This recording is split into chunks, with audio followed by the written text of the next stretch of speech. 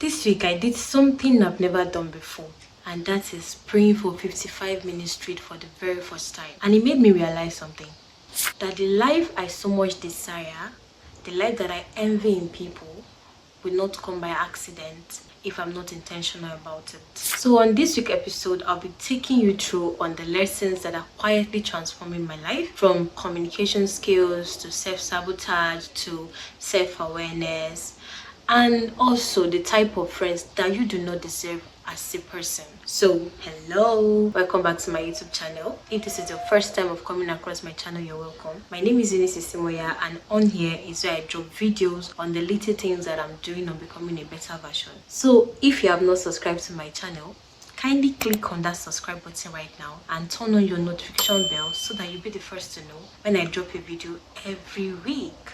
So that being said, let's go right into the things that I did this week and the lessons that I learned. Okay? So for my habits and experiences this week, first I would like to state that I did not skip a day for my water intake. I drank 60 cl of water every day that I woke up. Okay? So let's continue with my prayer life now. I'm glad that my prayer life is getting better. For Monday, Tuesday, Wednesday, Thursday, I think I prayed for over 40 minutes in each of those times that I prayed. Like Monday, Tuesday, Wednesday, Thursday, I prayed for over 40 minutes. It was on Friday and Saturday that I prayed for 55 minutes straight. And in those times that I prayed, I made sure that I studied the book of Job. I'm still on the book of Job. I'm not done. If you watch last week episode, you realize that I am still I've been studying the book of Job. So this week I still continue with the book of Job that I've been studying. So I'll give you the tea from what I learned this week, okay? But let's now dwell on the 55 minutes that I prayed for. When I finished praying on Friday and Saturday and realized that I prayed for 55 minutes. First on Friday first, when I realized that I prayed for 55 minutes, I was like, Jesus Christ, Eunice, you prayed for 55 minutes? I was like, it just felt like I've been praying for 20 minutes. And when I checked my time, it's over 55 minutes already. I was like, wow. And there's something I realized when I was praying. I felt like I felt the connection. It was as if it was just me and Jesus in the room. That is what prayer always looks like anyway. And I'm proud of myself that I can now stay. I'm staying with Jesus. I'm intentionally staying with him for a long time. Before you know it, I'll be over the 1 hour gap. I can't explain how it was 55 minutes, but I am very excited. I'm very glad that this is what I'm experiencing.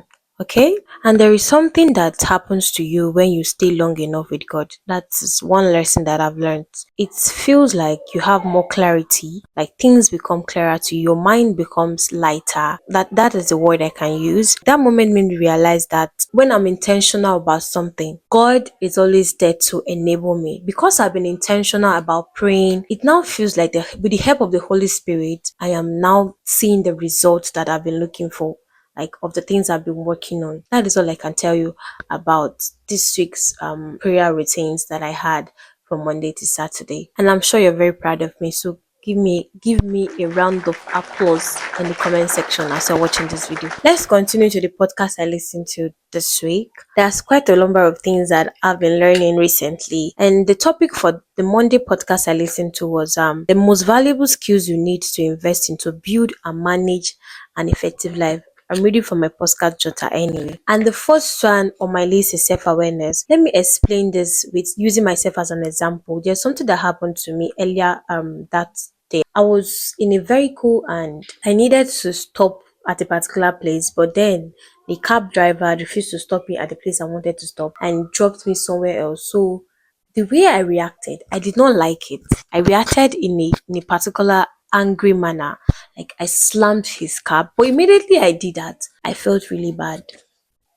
Yeah, I felt really bad. I started asking myself, if I was more calmer, if I was more collected, reacted this way, I would have gone to apologize to the man, but the man had gone. I was not able to apologize to him. So self-awareness is one of the things that you need to know. Like, know when you're angry, know when something is pissing you off. And the next one is goal decomposition. If you don't break your goals into smaller pieces, it becomes scary. It happens to me all the time. Whenever I've set something big, a target that I want to meet, all of a sudden I feel like, how do I get to this point? How do I do this? How am I going to achieve all of this?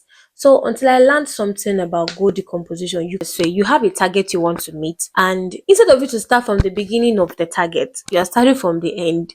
You will feel tired, you will feel exhausted, you will feel like you're not putting in effort, like, or it looks as if your efforts do not matter.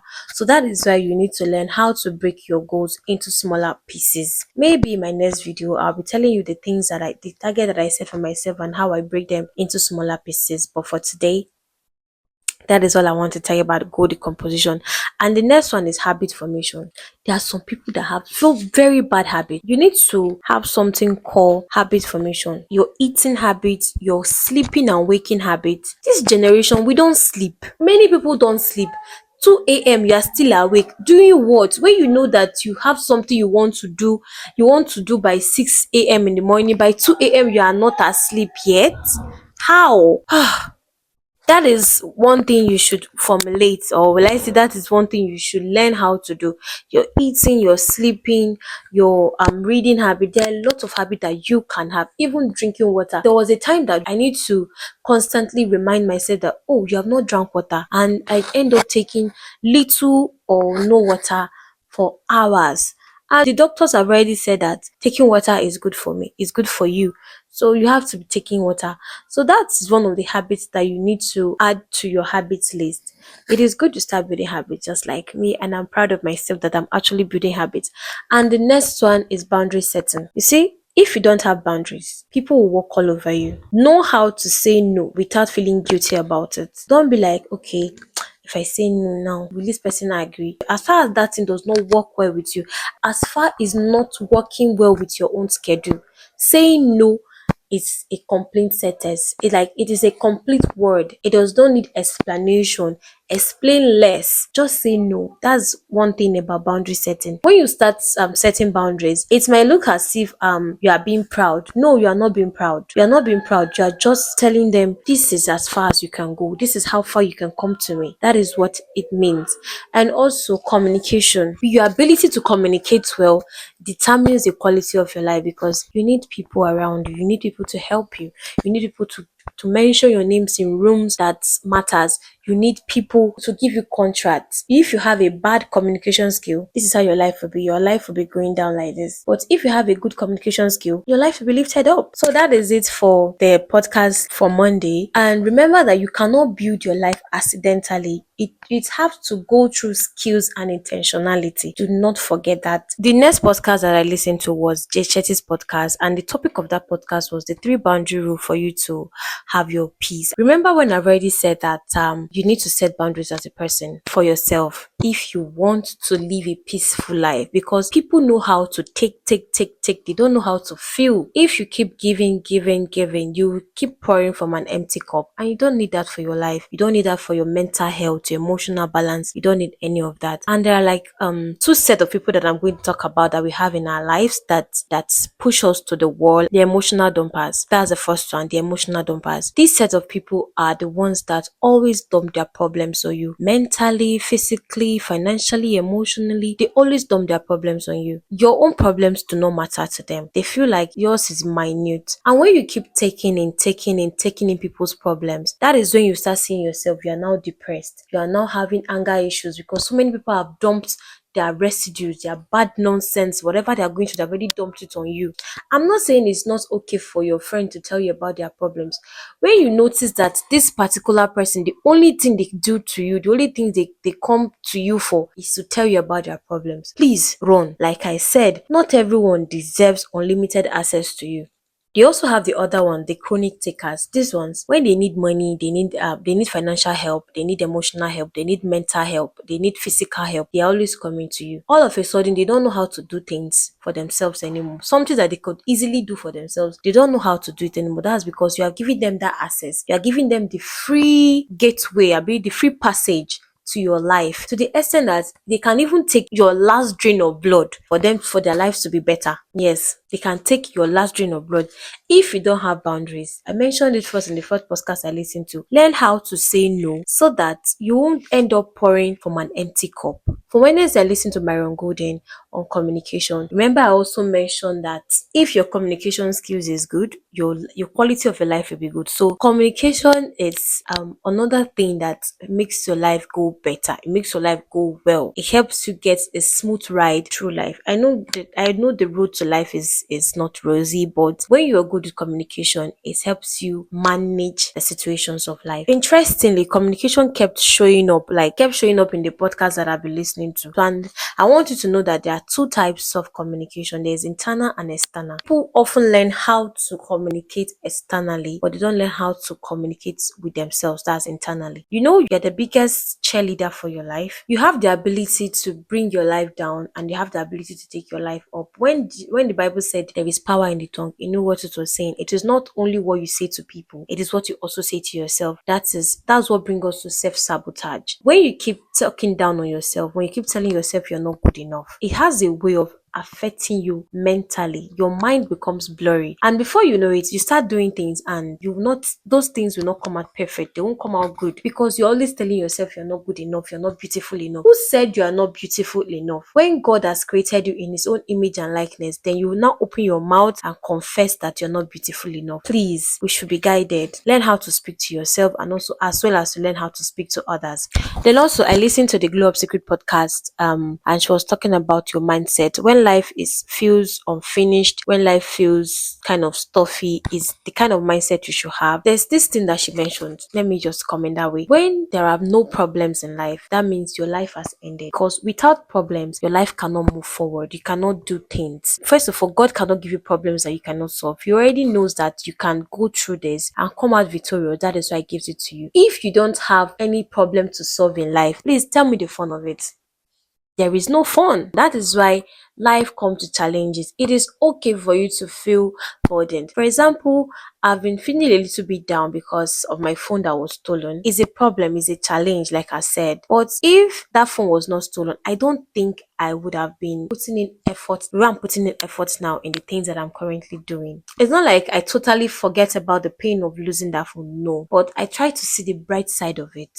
Even if there are also the dark side that makes me feel emotionally unstable. Sometimes I feel really down because there are some things that I need to do, and the one I'm currently using do not do those things. I just feel emotionally down. You should learn how to enjoy the moment. Enjoy the peace you have now. Do not think about the past. The past cannot solve your problems. The past can only take you backward. That is one thing that I have to tell you. The past cannot bring you peace. It can only take you backward. It can only leave you in dilemma. So that is why all we have now is now, because even the future is not promised. Like the Bible said, take no thought of tomorrow, because tomorrow will take care of itself. I don't know if that is correct, if the ending part is correct, but I know the Bible said take no thought of tomorrow. So try as much as you can not to feel too overwhelmed with your problems. Just enjoy the moments. Problems is part of life, so try as much as you can to enjoy the little result or the little success that you have. Then on Friday, I listened to Pastor Dolapo. I don't know, he has been on my FIP recently. Even a pastor mentioned that you should speak well to yourself. You should know how to talk to yourself. Sometimes the enemies that you're looking for, the enemies that you're chasing is in your head. The enemies you're chasing is in your head. Is that voice that keeps reminding you of the mistakes that you have made? Is that voice that keeps telling you that you're not beautiful? Is that voice that keeps telling you that your work is not good? Is that voice that keeps telling you that you're not good enough? Is that voice that keeps telling you that you are not loved? The enemy you seek for most times is in your head. So stop self-sabotaging yourself. Stop sabotaging yourself. Give yourself grace. You can see how all these people that I listened to throughout this week, almost everything they were saying is interconnected, interwoven. They were almost revolving around the same topic. That is for you to know that these are the key important things that you should do to better your life. Because actually, you cannot talk down on yourself and expect to rise. Oh. You cannot. Then, coming to the last podcast that I listened to on Friday was sales. This was on sales anyway. Remember, I've always said that I am not only building my internal skills, my internal self, I'm also building my life financially. So I also have to listen to business podcasts sometimes. So for this particular one, he was talking about how to sell without ad or without audience. And key point is that the fastest way to sell without an audience is for you to influence the influencer. But there are ways in which you can influence the influencer, because if you don't have the influencer in your list, how are you going to penetrate their audience? So the first way to influence an influencer that he mentioned, Myron Golden, by the way, is the person that I'm talking about that I listen to. He said become a resource to them. It is not all the time you're thinking about how to get. Think about what you can give to better them. That is leading with value. I've mentioned it in on some of my videos that you have to lead with value for you to connect to people of high value. Lead with value. Other ways to influence the influencers is for you to influence them as a revenue source. It is not all the time that you expect people to do something free for you. At least sometimes offer to pay them. So that is all for all the podcasts that I listened to for this week. Now coming to the Bible reflections and the type of friends that you do not need in your life as a person. You know, I've been studying the book of Job for a while now, and like I said, Job's friends are not the set of people you need in your life. When you have the kind of friends that Job have, their words will kill you faster than your problems. Those people do not know how to console anyone. They don't know how to speak. Even Job had to say it that you all are miserable comforters. For him to say it, for him to mention, for Job to say something like that, you should know that these people were really terrible. Me reading it, reading that part of the scripture, I felt like these people deserve they need some talking. Like somebody needs to talk to them. Job's friends are not the type of people that you need in your life. And thank God for the grace that that Job had, because his friends would have been the reason Job would have cursed God, because the things they kept saying to him, my God, it was terrible. So if you have those kind of people in your life that when you're going through something, instead of them to give you a sincere consoling, because I remember the Bible said that mourn with those that are mourning and rejoice with those that are rejoicing. But for Job friends, they kept criticizing, they kept making him feel like he's a terrible person. They kept making him feel like he's a sinner. They kept making him feel like what he's getting, he deserves it. My God, please be very careful who sits around your table of pain. Make sure you're very careful about that. And also, there's something that Job said. He said, you only have hope when you're alive. That when I read that part, I just remember that. I remember the saying that says, where there is life, there is hope. So do try as much as you can not to die. Don't die, because where there is life, really, there is hope. Because when you die, your hope is buried with you. That is all for my Bible lessons this week. This week, I didn't forget to say thank you to people that helped me, people that I met with, people that I related to in one way or the other. That is also part of my habit rituals, saying thank you, you all know. So before I go, I want you to remember that growth is not always loud, and sometimes it is that quiet discipline that you're repeating every day, those daily habits that you're doing every day. That is what growth is. And finally, I'm learning that the person that I'm becoming will always require intentionality. I hope you enjoyed this week's episode as much as I did filming this episode. So if you've watched to this time, it definitely means that you're also someone that wants to prioritize your growth, you want to prioritize yourself, you want to become a better version of yourself. So kindly drop a comment in the comment section, give this video a like, and if you have not subscribed to this channel, do well to do that right now, and turn on your notification bell so that you'll be the first to know when I drop a video every Thursday. So thank you for watching. Bye bye.